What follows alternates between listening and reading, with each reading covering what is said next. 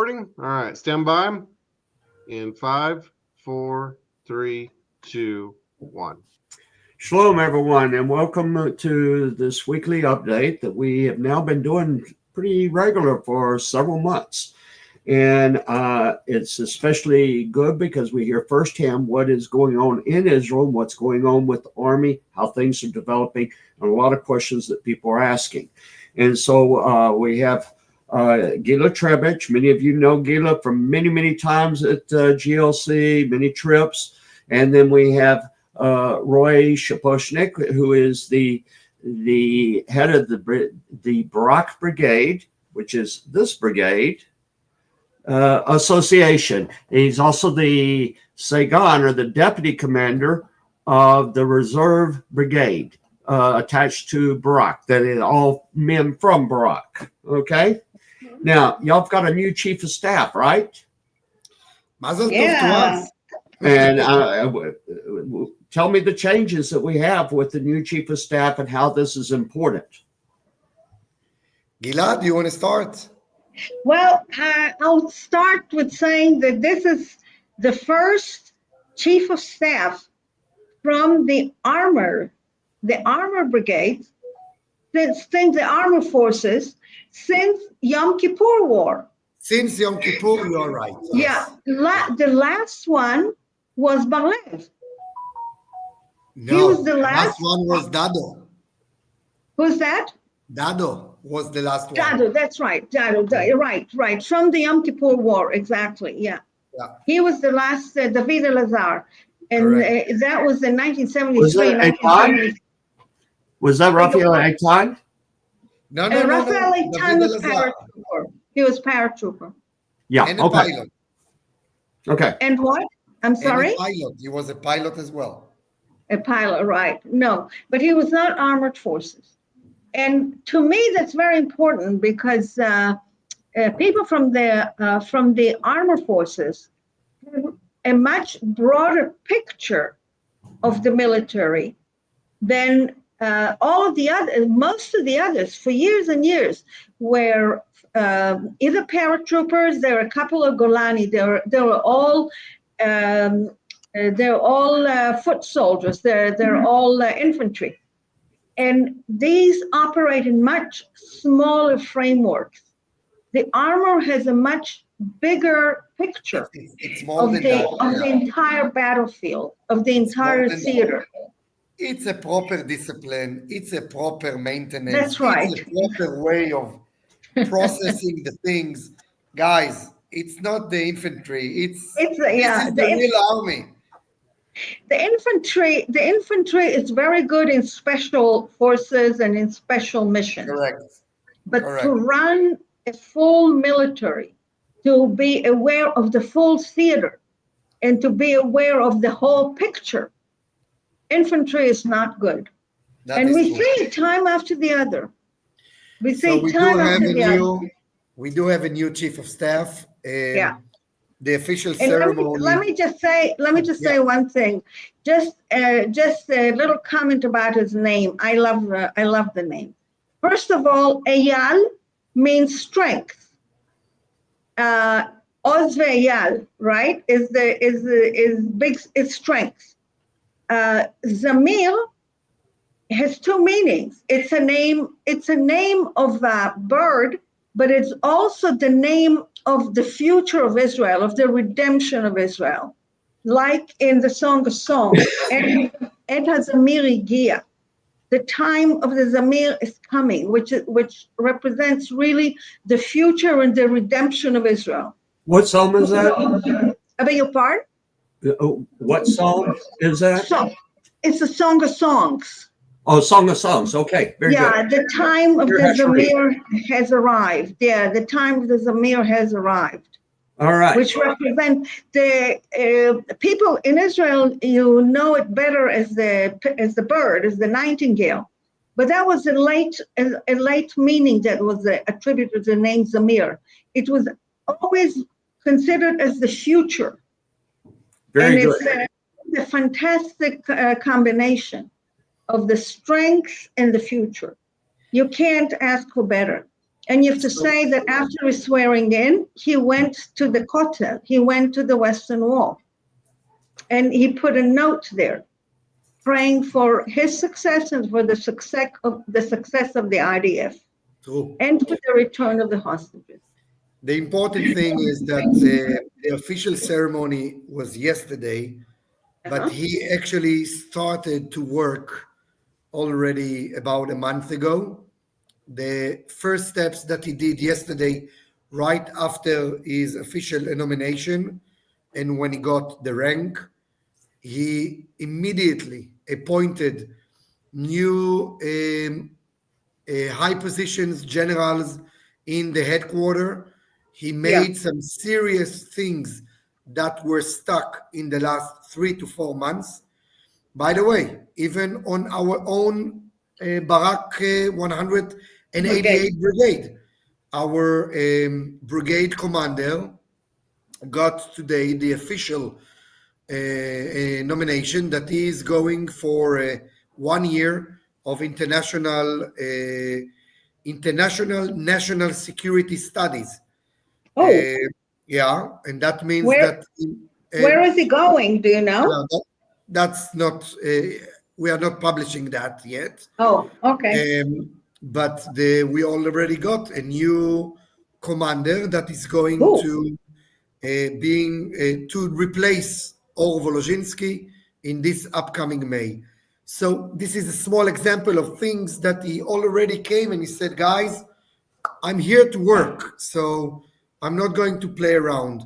So that's number one. Number two, and I think that's very important news, he also instructed the army to start and to build a brand new tank brigade, not for the reserve, but for the regular army. I remind you all that in the good old days, we had 4 regular tanks brigade. We had 500, 401, 7, and 188. Sorry, 5, including 460. Right now we have 4. So he is immediately instructed to open that brigade again. So it's coming back up to strength. It's coming back out of strength. Right. But and one of the 4, I'm sorry, Roy. One of the 4 is mostly a training brigade. Yes, but it is a brigade that participates in Gaza in a Iron Sword war. Absolutely. Yeah, it's important to say it. Yeah. It is a training one, but in an emergency time, you're active this brigade to become as a fighting brigade. Right. But there is one important thing that is missing to this brigade that they are going to open. What's tanks. That? Tanks. Oh, yes. yeah. Small thing. Brigade needs a tank. Minor thing. But I think we are going to speed up the process of manufacturing the tanks in Israel. This is something that the industry is already working on. And things are going to change very soon, very fast about that. I just want to touch base on a topic that we spoke last week. If you all remember, we did mention about the shortage of soldiers that we have. So first of all, yes, we are still shortage of 10,000 regular soldiers in order to maintain the activity that we have right now. And in Monday this week, Ministry of Defense has approved to the IDF to issue a reserve warrant to call up to 400,000 soldiers that will be split in different missions until the end of 2025. Now, please bear in mind, those soldiers, those reserve soldiers are being called up only for the active duty that we have right now to maintain the borders. They are not called up for acting duty in the war. These are completely 2 different things. Right. but to keep in shape, to be in training and in shape and ready. But also they will be sent into the front line Missions, to keep on into protecting different in missions. Gaza, Lebanon, Syria. Not simple at all, but very relevant to all of us. Now, how soon will these soldiers report? So let me explain. The Okay. army, as an army, work on a time schedule based on the missions that is getting from the government. Based on that, either the army fills those missions with regular units or is calling up to the reserve. Based on the current missions that we have, and I remind you all, we have 4 immediate front that we need to deal with: Lebanon, Syria, Gaza, and of course, Judea and Samaria. You have Jordan that we have regular unit over there, and you have Egypt that we have regular units over there, but those are not a front of active of war. The army is calling up the 400,000 soldiers, and he splits their duty until the end of 2025. Of course, he can either recruit or release based on the current situation. But right now, that's where we are. Okay, Yeah. let me come back to the new tank brigade. Yes, Okay, so tanks are not cheap to build, and you have close to 100 tanks in a brigade, correct. and so that's quite an investment, as well as the soldiers that have to be outfitted. The base. I'm sure that there are bases that, when the army was reduced, that they can bring back up, but nevertheless, there's going to be a lot of expense. Now, this is not going to be a reserve brigade, right? It's a Regular. Complete regular brigade. Right. And so it'll be the young soldiers that are coming out. In Israel, whenever you get out of high school, then you go into the army. Boys for 3 years, girls for 2 years. And the real army, though, is the reserve army. Their job was to hold the line until the regular army could get be The called reserve up. army. Until the reserve army. Reserve army could be called up and be able to get up to the battle, wherever the battle was. Yeah, there was a philosophy back years ago that we really didn't need all this tanks. That we've got the Air Force, but in 1973 that was shattered because Egypt was using an umbrella system of firing anti-tank missiles. Yes, and they knocked them for 2 days. The jets were just falling everywhere, to where they had to ground the jets, and the army, the tanks had to hold the line. And you have to have the tanks in order to be able to fight modern warfare as well as the aircraft. But all of this is going to be expensive, and it will take some time. What is the time frame on getting this brigade together? This is going to be an issue that is going to be spread on a 5 years plan. In this 5 years plan, it's definitely going to be something that the military will need to build it up. You cannot build a new brigade in one day. It's impossible. We see that with the new ultra-Orthodox brigade that the army has opened. And right now there is only 70 soldiers over there, but they are growing the capacity. But Joe, I have to tell you one important thing. Yes. You mentioned it very wise, and I have to share with you a personal feeling. During the Second Lebanon War, when I was a platoon commander in the armory, there were areas that we were not allowed to enter into Lebanon because the Air Force fired over there, and we were told that Air Force will deal with it. And a couple of days after, we have been fired anti-tank missiles from those areas that the Air Force attacked and so-called demolished the buildings. What I'm trying to tell you is a very simple thing. One thing I have learned, and I believe that Israel has learned as well, we have a very good Air Force. There is no doubt about it. Yes. But at the end of the day, you need a soldier with a flag standing on the hill, putting the flag on the ground and saying, guys, captured, it's ours. And I believe that today, this is something that the military is relearning or re-understanding. And this week I had a very important meeting with Brigadier General Eyal Ben Reuven, that was the commander of this 188 battalion, and he's a very interesting person. And one of the important things that he mentioned, and I have to tell it to you, it took us 50 years to forget what we learned 50 years ago. Yes.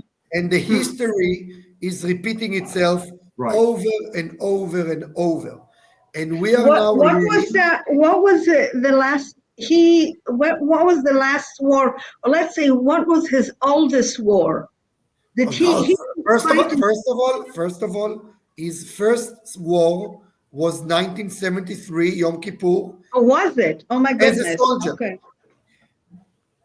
His last war was Second Lebanon War, when he was a deputy commander of the Northern Command of Israel. Right. And then he was a member of the Knesset and so on and so on. But what I'm trying to tell you all, look, history repeating itself. We all need to remember and to memorize the history. We all need to learn from the past and getting ready for the future. Yes, I am not a prophet. I have no idea what will happen tomorrow, but there are some indication about this small neighborhood that we call it the Middle East. And we see how things are getting repeated over and over. And I believe that Israel, with all of their power, with all of the people, needs to understand that we need always to be on high alert. We cannot allow ourselves, as it was 20 years ago when I was a soldier, 25 years ago, a regular soldier, when everybody said you need a small and smart military army. No, not anymore. That's why we are opening a new tanks brigade now. You need a big and smart army, a big and smart army. Right. Israel is so drastically outnumbered by its enemies. Correct. And but one of the things that, by the way, there's a passage that as you were saying from the Tanakh, that you made me think of. It's in Kohelet or Ecclesiastes 1:9. It says that which happened before will happen again. There's nothing new under the sun. Right. But you need to learn your lessons and prepare. Correct. Prepare. It's much harder to catch up. And it's very scary and dangerous to catch up. Whenever you're caught by surprise, you have to be the one that is ready for any surprise. Cool. Well, one of the things that I like to mention, I went into this a little bit last week, the David Fund. We got, first off, I want to thank everyone for your donations. I just sent $4,000 over this past week, and they've already received it, and everything we need more. We're still paying off debts that have been incurred in buying supplies for the soldiers. When we first started the David Fund, Gilla told about how she first went to a base, saw the condition at the base. We went to a base on my next trip over. I told Gilla that we want to do something. We want to leave something in the land. And she said, I got a great project. And so we went to visit one of the companies from the Barak Brigade. And, we saw the tanks and we were impressed. I mean, it was like we were in fantasy land, all these big, beautiful tanks and the power and the strength. And then we saw the base. And there's a world of difference between seeing the Israeli army and hearing about the Israeli army and seeing the base. Because the Golan Heights, where they were, it's hot in the summer, it's extremely cold in the winter. And the sleeping quarters, no air conditioners, no heaters, a plywood bed with a piece of foam set on top of it. And we find out the items that American soldiers receive, Israeli soldiers don't receive. Their families will buy items for the soldiers like toothpaste, soap, all these various things. That wasn't being provided because the Israeli army has to provide that equipment, has to provide these expensive tanks and equip all these soldiers and feed all these soldiers. And so we started up the David Fund. What we did, we went to what they call the club. And the club is not a nightclub. A club is just a place that soldiers can go to get off. They've been up in Lebanon. They've been fighting the terrorists, and they can get off and be by themselves. We went there and we were shocked. There was one light bulb in the place. There were no windows. There was no furniture. There was ammunition crates they were sitting on. There was no pool table. There was no gaming board. There was a refrigerator. There was no music, no television. We purchased. I hope things have changed now, Roy. I'm sure they have. It's much better. That's for sure. But Joe, what you are telling me, throwing me back 25 years ago, it feels like you're talking about my platoon. Well, we took it on ourselves to provide things for the soldiers, and we bought a television. We paid for the rental of 200 movies, and we bought one of these big cassette jam boxes, and we left it there.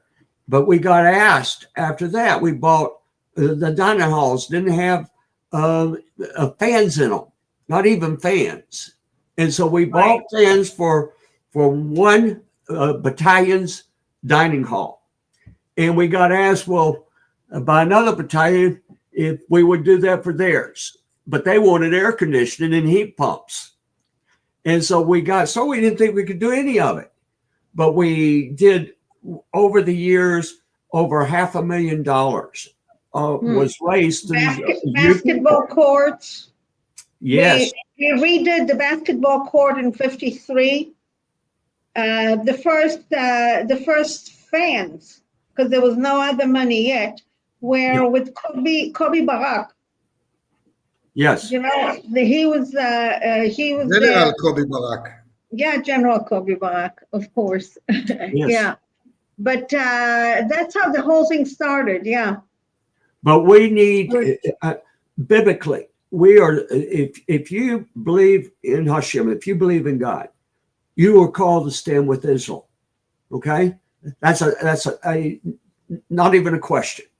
We're told this biblically to do. And it's our responsibility to help however we can. Right now, it's not a matter of providing basketball courts and things. It's providing equipment that the soldiers, the reserve soldiers, there's not the budget for that. And this is where that you can come in and you can help by giving to the David Fund. Now, I promise you, all the money that comes in goes to Israel, goes to the army. And we every week I look to see how much there is, and we get it over as soon as we have enough, and we get it going. But if you go to JerusalemTempleStudy.com/David Fund, or the little, I don't know what those things are called. Barcode. QR. The barcode, yeah. QR, Okay. yeah. You can just scan that, and it'll take you there. Yeah, I just want to get that out because the Army, the Army, and especially I believe the armored forces, we need to stand with them. And there's a lot left that is going to happen. This war is not over. It's just we're No. just in that time period right now where we need to prepare and be ready, and things are going to happen. Just want to join, Joe, to what you said. You're absolutely right, and your support is helping us a lot, and it puts us in a completely different phase, in a completely different stage, and really, we want to say thank you once again. I mean, I know I've said it last week. I'm saying quite a lot, but guys, knowing that we have you there behind us, knowing that we have your support, it's priceless. It's something that we cannot even imagine. I mean, just a small example. Last week, no, this week, Sunday, I got an email on our association email address from the father of a soldier of the 71st Battalion that wrote to me that his son, Gilla, I will send it to you. It's actually very impressive. His son and his new recruit arrived to the 71st Battalion.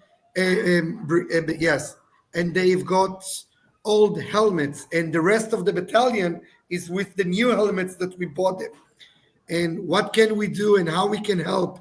Yeah. And knowing that he has this line to approach, he has the capability to talk with us, and we have the capability to forecast that to you and to share it to you. It's amazing. Yeah. Hopefully, when travel to Israel becomes easier, Yeah. you'll start coming back. We will. And then we can take you and visit. And Yes. it's a wonderful, wonderful conversation, and it's a wonderful exchange with the soldiers. To Meeting the everybody soldiers. that is watching us over here, this is a complete open invitation. Please. Right. For years, we weren't able to go back to the bases, but now we can. All right. Correct. We're down to our last few seconds and everything. But again, I want to encourage you to stand by and to help. And Roy and Gila, I want to thank you so much for these updates that you give, that we're able to have an inside view of what's happening and to understand how important everything is. So shalom, everyone, and thank you so much. Shalom, toda rabah.